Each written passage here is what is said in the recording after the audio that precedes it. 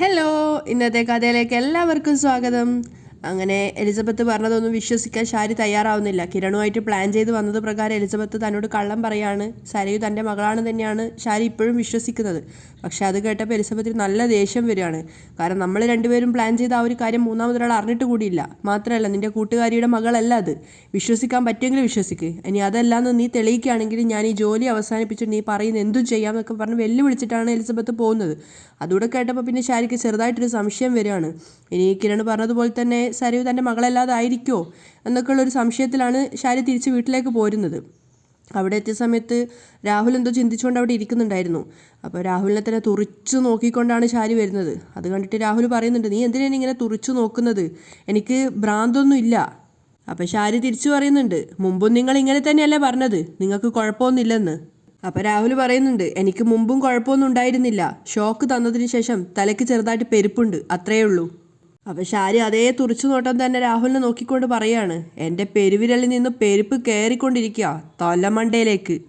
അപ്പോൾ രാഹുൽ പുച്ഛത്തോടെ പറയും, അത് പുതിയ സംഭവമൊന്നും അല്ലല്ലോ. എന്നാൽ പുതിയ സംഭവങ്ങൾ പലതും നടക്കുന്നുണ്ട്, ഷാരി ദേഷ്യത്തോടെ പറയാണ്.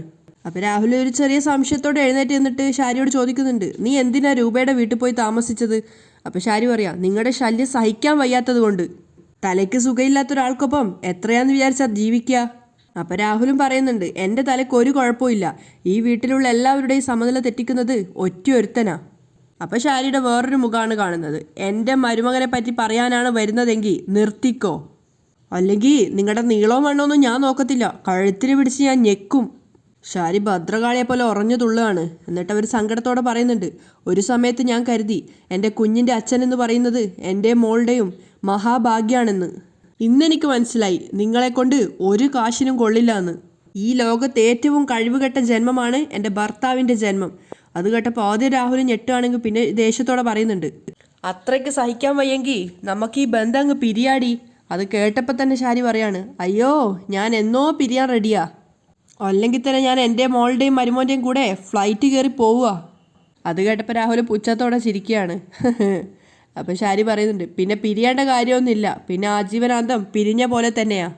നിങ്ങളെ ഞാൻ വിളിക്കാൻ പോലും പോകുന്നില്ല. ഷാരി ദേഷ്യത്തോടെ പറയുമ്പോൾ രാഹുൽ ചിരിച്ചുകൊണ്ട് പറയുന്നുണ്ട്, അവൻ അമേരിക്ക അമേരിക്ക എന്ന് പറയത്തേ ഉള്ളൂ, അല്ലാതെ നിങ്ങളെ കൊണ്ടുപോകത്തില്ല. അവൻ്റെ പിന്നാലെ അതും പറഞ്ഞ് ശല്യം ചെയ്താലേ അവൻ അമേരിക്കയുടെ ഭൂപടം എടുത്ത് കാണിച്ചു തരും, അത്രയേ ഉള്ളൂ. അപ്പോൾ ഷാരി പറയുന്നുണ്ട്, എല്ലാവരും നിങ്ങളെപ്പോലെയാണെന്ന് കരുതരുത്.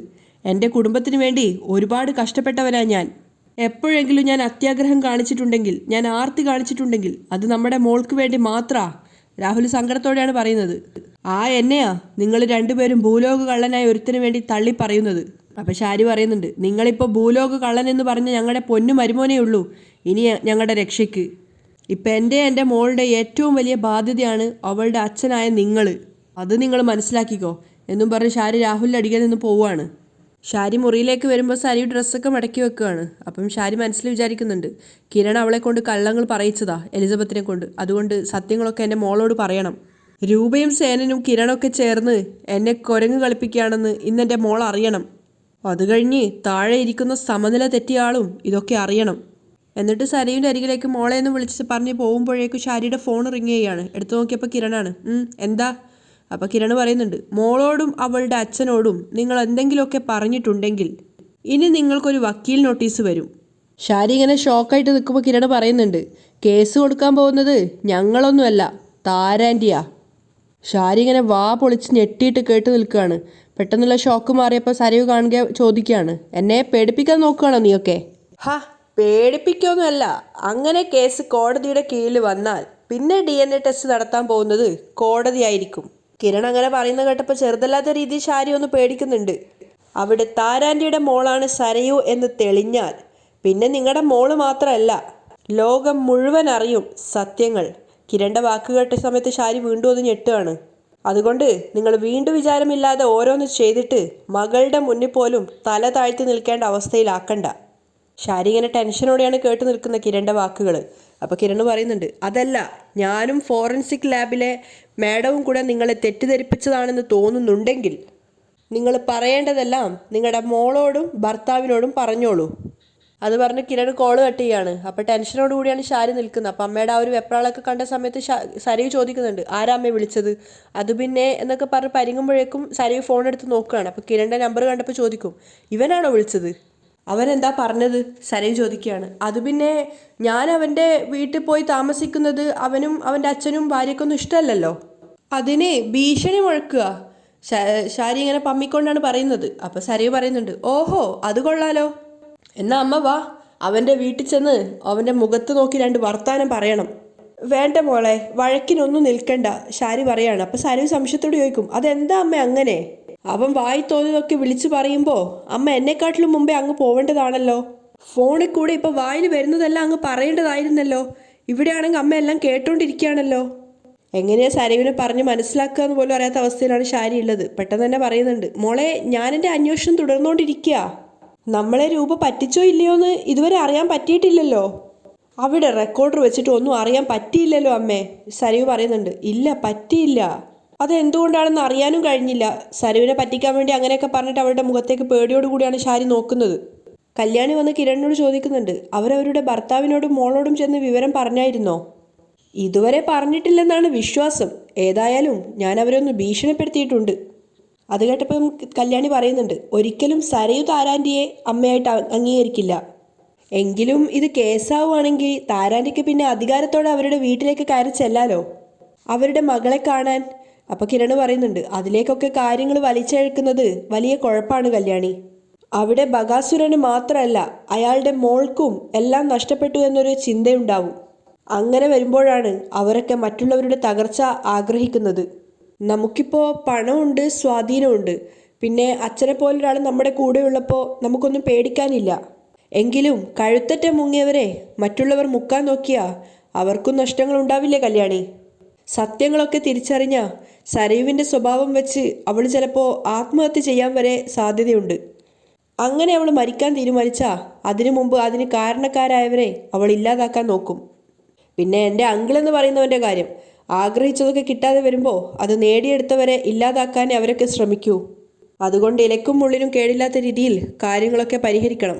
അതിനാണ് ഇനി നമ്മൾ ശ്രമിക്കേണ്ടത്. ഷാരി ആകെ മൊത്തം ടെൻഷനിലാണ്. അവരുടെ മനസ്സിൽ എലിസബത്തിൻ്റെ വാക്കുകൾ തന്നെ വരികയാണ്. ആ മുടിനാരിഴ എവിടെ കൊണ്ടുപോയി പരിശോധിച്ചാലും അത് നിന്റെ കൂട്ടുകാരിയുടെ മകളല്ല എന്ന റിസൾട്ട് മാത്രമേ കിട്ടൂ. അത്രയും ഉറപ്പിച്ച് അവളത് പറയണമെങ്കിൽ തീർച്ചയായിട്ടും അത് സത്യമായിരിക്കില്ലേ എന്ന് ഷാരിയുടെ ഉള്ളിൽ തോന്നുന്നുണ്ടായിരുന്നു. അതേസമയം കല്യാണിയും കിരണും കൂടെ സരയുവിനെ വിളിച്ചു വരുത്തിയത് പ്രകാരം അവൾ അവരെ കാണാൻ പോയതാണ്. അപ്പോൾ അവൾ ദേഷ്യത്തോട് ചോദിക്കുന്നുണ്ട്, നീയൊക്കെ എന്തിനാ എന്നെ കാണണമെന്ന് പറഞ്ഞത്? ഇതുവരെ അറിയാത്തൊരു സത്യം അറിയാനുണ്ടെന്ന് പറഞ്ഞതുകൊണ്ടാണ് ഞാൻ വന്നത്. അപ്പോൾ കിരണ് പറയുന്നുണ്ട്, ആ സത്യം നിനക്ക് മാത്രമാണ് അറിയാത്തത്, നിന്റെ അച്ഛനും അറിയാം, നിന്റെ അമ്മയ്ക്കും അറിയാം. അപ്പോൾ കല്യാണി ചോദിക്കുക, കിരണേട്ടൻ്റെ അമ്മ ഞങ്ങൾ എല്ലാവരുമായിട്ട് ഒരുമിച്ചെന്ന് നിന്നോട് നിന്റെ അമ്മ പറഞ്ഞല്ലേ? അപ്പോൾ സരയു പറയുന്നുണ്ട്, അതെനിക്കറിയാവുന്ന കാര്യമാണ്. അപ്പോൾ കിരണ് പറയാ, അറിയാവുന്ന കാര്യമാണെങ്കിലും അതൊരു നാടകമല്ല, ഞങ്ങൾ എല്ലാ അർത്ഥത്തിലും ഒരുമിച്ചു എന്ന് നിന്റെ അമ്മ നിന്നോട് വന്ന് പറഞ്ഞു. പ്രത്യേകിച്ച് എൻ്റെ അച്ഛനും അമ്മയും തമ്മിലുള്ള സ്നേഹം ആത്മാർത്ഥമായിട്ടാണെന്ന് വന്ന് പറഞ്ഞു. എന്താ അത് സത്യമല്ലേ? സരയു ചോദിക്കുകയാണ്. അപ്പോൾ കല്യാണി പറയുന്നുണ്ട്, അത് സത്യമാണെങ്കിൽ ഇനി ഞങ്ങൾ പറയാൻ പോകുന്ന കാര്യവും സത്യമാണ്. നിന്നെ തേടി നിന്റെ വീട്ടിലൊരു സ്ത്രീ വരാറില്ലേ, താരാൻ്റി? അവരെന്താ പറയാറുള്ളത്? അവർ നിന്റെ അമ്മയാണെന്ന്. അപ്പോൾ സരയു ദേഷ്യത്തോട് ചോദിക്കുന്നുണ്ട്, തലയ്ക്ക് സ്ഥിരതയില്ലാത്തൊരു സ്ത്രീ വന്ന് അവരെൻ്റെ അമ്മയാണെന്ന് പറഞ്ഞാൽ അത് സത്യമാവോ? എന്നിട്ട് കിരണിനോടായിട്ട് പറയുന്നുണ്ട്, ഡോ നിന്റെ ആൻറ്റി നൊന്ത് പ്രസവിച്ചതാടാ എന്നെ. അപ്പോൾ കിരൺ പറയാ, ഒരിക്കലും അല്ല, താരാൻ്റിയാ നിന്നെ നൊന്ത് പ്രസവിച്ചത്. സരയു ശരിക്കും ഷോക്കാവുകയാണ്. അതിനുശേഷം കിരണിൻ്റെ കഴുത്തിന് ഷർട്ടിനെ കുത്തിപ്പിടിച്ച് പറയുന്നുണ്ട്, ഡോ അനാവശ്യം പറഞ്ഞാൽ കൊല്ലും നിന്നെ. അപ്പോഴേക്കും കല്യാണി അവളെ പിടിപിടിപ്പിച്ച് പറയുന്നുണ്ട്, അനാവശ്യം പറഞ്ഞത് കിരണേട്ടനല്ല, അനാവശ്യം പറഞ്ഞതും ചെയ്തതും ഒക്കെ നിന്റെ അച്ഛനാ. ബകാസുരൻ എന്ന് വിളിക്കുന്ന അയാളാ നിന്റെ അച്ഛൻ, പക്ഷേ അമ്മ താരാൻ്റിയാ. തല്ലണമെങ്കിൽ തല്ലടി. അപ്പോൾ സരയു പറയുന്നുണ്ട്, നീയൊക്കെ എത്ര പറഞ്ഞാലും എൻ്റെ അമ്മയെ ഞാൻ മാറ്റി പ്രതിഷ്ഠിക്കാൻ പോകുന്നില്ല. നീ ചെന്ന് നിന്റെ അമ്മയോട് ചോദിക്ക്, നിന്നെ പ്രസവിച്ചത് അവരാണോന്ന്. കിരൺ വെല്ലുവിളിക്കുകയാണ്. നിന്റെ അമ്മ ചിലപ്പോൾ പറയുമായിരിക്കും നിന്നെ പ്രസവിച്ചത് അവരാണെന്ന്. എന്നാൽ അത് തെളിയിക്കാൻ ഞങ്ങൾക്ക് പല മാർഗങ്ങളുണ്ട്. അതിലേക്കാണ് ഞങ്ങൾ പോകാൻ പോകുന്നത്. കോടതിയിൽ കൂടുമ്പോൾ ആ ആൾക്കൂട്ടത്തിൽ വെച്ച് നീ അറിയും നിന്റെ അച്ഛൻ രാഹുലാണെന്ന്, എന്നാ അമ്മ ഷാരിയല്ല താരാൻ്റിയാണെന്ന്. അപ്പം സരയു ദേഷ്യത്തോടെ പറയുന്നുണ്ട്, അങ്ങനെ ഒരു വിധി വരുവാണെങ്കിൽ നിന്റെയൊക്കെ മുന്നിൽ ഞാൻ പൊട്ടിത്തെറിക്കൂടാ, എൻ്റെ ജീവൻ ഞാൻ തന്നെ എടുക്കും. അപ്പോൾ കിരൺ പറയാ, ആദ്യം നീ പോയിട്ട് നിന്റെ അമ്മയോട് കാര്യം തിരക്ക്. അവരത് കള്ളാണെന്ന് പറയുകയാണെങ്കിൽ പിന്നെ നീ പൊട്ടിത്തെറിച്ചാലും മരിച്ചാലും കോടതിയിൽ തന്നെ അത് തീർപ്പാകും. അപ്പോൾ കല്യാണി പറയുന്നുണ്ട്, അവിടെ നിന്റെ അമ്മ താരാൻ്റെ ആണെന്ന് പറഞ്ഞാ അവിടെ നീ മരിക്കുമല്ലേടി വേണ്ടത്. ഇത്രയും നാളും മകളെ ഒന്ന് താലോലിക്കാൻ പോലും ആവാതെ ഒന്ന് കാണാൻ പോലും കഴിയാത്ത ആ അമ്മയെ ഒന്ന് അമ്മയെന്ന് വിളിക്കുകയാണ് വേണ്ടത്.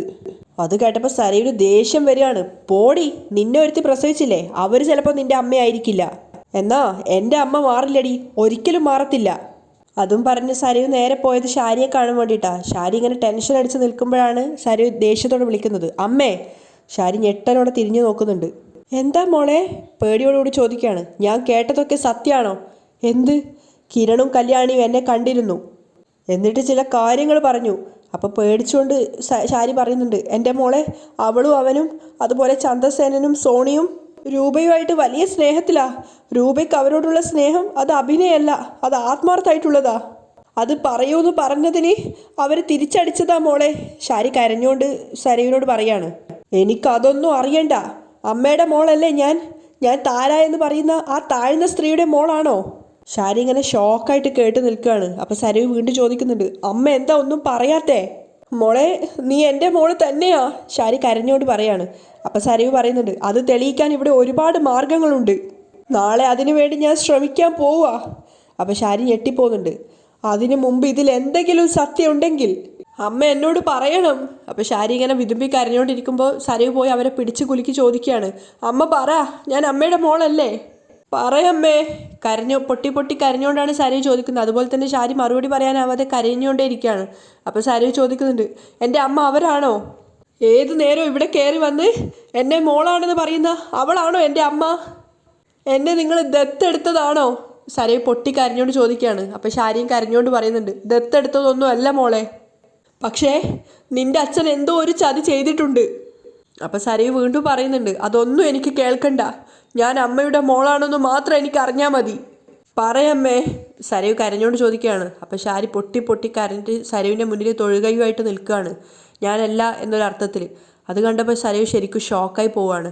അവൾ പോയിട്ട് അവിടെ ചുവരിന് ഇങ്ങനെ തലയിട്ട് അടിക്കുകയാണ്. അത് കാണുന്ന സമയത്ത് ശാരി മകളെ പിടിച്ച് മാറ്റുന്നുണ്ട്. വിടെന്നെ എന്ന് പറഞ്ഞുകൊണ്ട് വീണ്ടും സരയു ഇങ്ങനെ തല അടിച്ച് പൊട്ടിക്കാൻ ശ്രമിക്കുകയാണ്. അവളുടെ തന്നെ സ്വയം വേദനിപ്പിച്ചുകൊണ്ടിരിക്കുകയാണ് അവൾ. അപ്പോൾ പെട്ടെന്നാണ് ശാരി ഉറക്കത്തിൽ നിന്ന് ഞെട്ടി എഴുന്നേൽക്കുന്നത്. കാരണം ശാരി ആ പോയ ഇരുത്തത്തിൽ കണ്ട സ്വപ്നങ്ങളാണ് ഇതത്രയും. അതായത് സരയു സത്യങ്ങൾ അറിഞ്ഞാലുണ്ടാകുന്ന അവസ്ഥയാണ് അവർ കണ്ടത്. അപ്പോൾ അവർ ഞെട്ടി എണീക്കുകയാണ് മോളേന്ന് വിളിച്ചുകൊണ്ട്. അതിനുശേഷം അവർ കുറേ സമയം അസ്വസ്ഥതയോടുകൂടി ഇങ്ങനെ ചിന്തിക്കുകയാണ് ഓരോ കാര്യങ്ങൾ. എന്നിട്ട് ടെൻഷൻ അടിച്ചുകൊണ്ട് എഴുന്നേറ്റ് താഴോട്ടേക്ക് വരുന്നുണ്ട്. ആ സമയത്താണ് നേരത്തെ കണ്ട അതേ സ്ഥലത്ത് തന്നെ രാഹുൽ അവിടെ ചിന്തിച്ചുകൊണ്ട് നിൽക്കുന്നത് കാണുന്നത്. രാഹുലിനെ കാണുന്ന സമയത്ത് അവരെ ഉള്ളിൽ വെറുപ്പ് നിറയുകയാണ്. കുറച്ചു നേരം അയാളിങ്ങനെ തുറിച്ചു നോക്കി, വെറുപ്പോടെ തുറിച്ചു നോക്കിയതിന് ശേഷം അയാൾ അരികിലേക്ക് പോകുമ്പോൾ അയാൾ ചോദിക്കുന്നുണ്ട്, നീ ഇപ്പോൾ ഏത് നേരവും എന്നെ ഇങ്ങനെ തുറിച്ചു നോക്കുവാണല്ലോ. അപ്പം ശാരി പറയാണ്, സ്ത്രീകളെ തുറിച്ചു നോക്കിയാലാണ് കുഴപ്പം, അല്ലാതെ ആണുങ്ങളെ നോക്കിയ ഒരു കുഴപ്പവും ഇല്ല. അപ്പം രാഹുൽ ചോദിക്കുന്നുണ്ട്, ഇന്നലെ നീ എന്താ മുറി മാറി കിടന്നത്? അപ്പം ശാരി ദേഷ്യത്തോടെ പറയാണ്, ഇനി മുറി മാറി കിടക്കണോ നിങ്ങളുടെ മുറി കിടക്കണോ എന്നൊക്കെ തീരുമാനിക്കാനിരിക്കുന്നതേ ഉള്ളൂ. നിനക്ക് എന്താ പറ്റിയത്? ശരിക്കും നിനക്ക് വട്ടായോ? രാഹുൽ ചോദിക്കുന്നുണ്ട്. അതെ, വട്ടനായ ഒരാളെ കെട്ടിയത് മൂലം എനിക്കും ഇപ്പോൾ ശരിക്കും വട്ടായി. അതിന് മുഴുത്ത വട്ടാവോന്ന് പറയാൻ പറ്റത്തില്ല. എന്തായാലും എല്ലാത്തിനും ഒരു തീർപ്പ് കൽപ്പിക്കേണ്ട സമയമായി. അപ്പം രാഹുൽ പറയുന്നുണ്ട്, മൊത്തത്തിൽ നമ്മളെ ജീവിതത്തിലൊരു താളം തെറ്റലുണ്ട്. അതിന് കാരണം 2 വ്യക്തികളാ. ഒന്ന് അയലത്ത് താമസിക്കുന്ന കല്യാണി, മറ്റൊന്ന് നമ്മുടെ മരുമകനായി വന്നവൻ. അത് കേട്ടത് ശാരി ദേഷ്യത്തോടെ പറയുന്നുണ്ട്, അയലത്ത് താമസിക്കുന്നവളെ നിങ്ങൾ എന്ത് വേണമെങ്കിലും പറഞ്ഞോ, പക്ഷേ എൻ്റെ മരുമോനുള്ളത് കൊണ്ടാ ഞാനും എൻ്റെ മോളും ഇപ്പം ജീവിക്കുന്നത്. അവനിലാണ് എൻ്റെ പ്രതീക്ഷ. അത് കേട്ടപ്പോൾ രാഹുൽ ചോദിക്കുന്നുണ്ട്, ഈ പറഞ്ഞ മരുമകൻ നമ്മുടെ വീട്ടു ചെലവ് വല്ലതും നോക്കുന്നുണ്ടോ? മോളുടെ കാര്യം വല്ലതും നോക്കുന്നുണ്ടോ? രാഹുൽ ചോദിക്കുകയാണ്. അപ്പം ശാരി പറയുന്നുണ്ട്, ഇവിടെ വന്ന് താമസിക്കുമ്പോൾ വീട്ടു ചെലവ് ചോദിക്കുന്നത് നാണക്കേടാ. അവൻ കോടികൾ കൊയ്യുന്നവനാ. അവനിവിടെ വീട്ടു ചെലവിന് നക്കാപ്പിച്ച് തരുന്നില്ലെന്ന് പറഞ്ഞാൽ അവൻ നാളെ തന്നെ ഫ്ലൈറ്റ് കയറി പോവും. അപ്പം രാഹുലും പറയും, മിക്കവാറും അവൻ അങ്ങനെയൊക്കെ പോവാനുള്ള സാധ്യത കാണുന്നുണ്ട്. അങ്ങനെ അവൻ പോകുമ്പോൾ കൂടെ ഞാനും എൻ്റെ മോളും കാണും, നിങ്ങൾ മാത്രമേ ഇവിടെ കുത്തിയിരിക്കത്തുള്ളൂ. ശാരി പുച്ഛത്തോടെ പറയാണ്. അപ്പം രാഹുൽ പറയുന്നുണ്ട്, നിൻ്റെയൊക്കെ തലയിൽ നെല്ലിക്കാത്തളം വെക്കേണ്ട സമയം കഴിഞ്ഞു ശാരി. അതെ അത് തന്നെയാണ് എനിക്കും പറയാനുള്ളത്. ശാരിയും പറയുന്നുണ്ട്, മനസ്സ് വിഷമിച്ചാൽ ഞാനിവിടുന്ന് ഇപ്പോൾ പുറത്തേക്ക് പോകുന്നത്. ഇനി തിരിച്ചു വരുന്ന എൻ്റെ അവസ്ഥ എങ്ങനെയാണെന്ന് പറയാൻ പറ്റത്തില്ല. അപ്പം രാഹുൽ ചോദിക്കട്ടെ, നീ ആരെ കാണാനാണ് ഇവിടുന്ന് പോകുന്നേ? രൂപയുടെ വീട്ടിലേക്കാണോ? എങ്ങോട്ടെങ്കിലും ആയിക്കോട്ടെ, അത് നിങ്ങളെ ബാധിക്കുന്ന കാര്യമല്ല. ജീവിതത്തിൽ ഇതുപോലെയുള്ള ഭർത്താക്കന്മാരെ ആർക്കും കിട്ടരുത്. അപ്പം രാഹുൽ പറയുന്നുണ്ട്, ഒരു സമയത്ത് നിനക്കും നിൻ്റെ മോൾക്കും ഭയങ്കര ഭാഗ്യമായിരുന്നല്ലോ ഞാൻ. അപ്പം ശാരി പറയാ, ഇപ്പോൾ ഭാഗ്യമല്ല, ഭാര, എടുത്താ പൊങ്ങാത്ത ഭാരം ഉണ്ടല്ലോ 100-300 കിലോ എന്നും പറഞ്ഞുകൊണ്ട് പരിഹാസത്തോടെ ദേഷ്യത്തോടെ കൂടെ ശാരി അവിടെ നിന്ന് ഇറങ്ങി പോവാണ്. അപ്പം രാഹുലിനും ചെറിയ ചെറിയ സംശയങ്ങൾ തോന്നുന്നുണ്ട്, ഇവളെന്താ ഇങ്ങനെ പെരുമാറുന്നത് എന്ന്. അങ്ങനെയുള്ളൊരു ഭാഗത്തായിട്ടാണ് ഇന്നത്തെ എപ്പിസോഡ് വൈൻഡപ്പ് ചെയ്യുന്നത്.